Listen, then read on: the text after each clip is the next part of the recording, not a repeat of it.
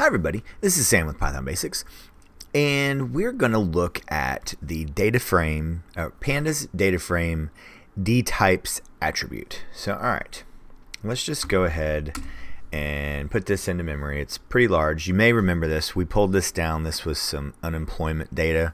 We learned how to fit everything to the screen the last time.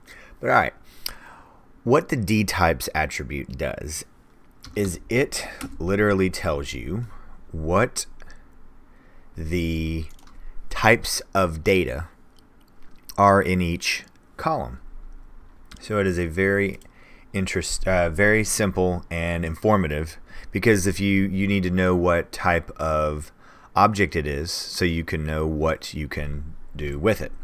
So it is, like I said, it's an attribute, so it has no parentheses to it.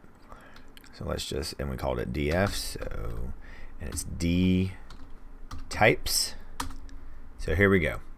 Let's just go ahead and look through them. So I have one int, two objects, so basically strings, and then the rest of them are floats.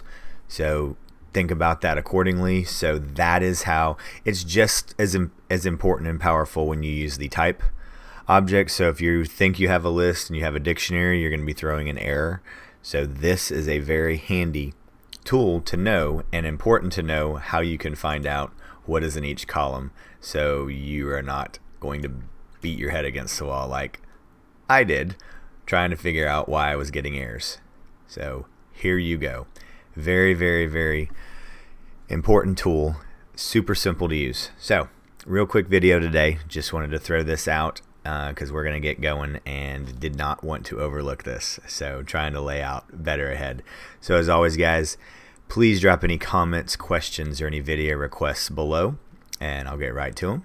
And as always, guys, thanks for watching. Stay tuned, and we'll see you next time. Bye, guys.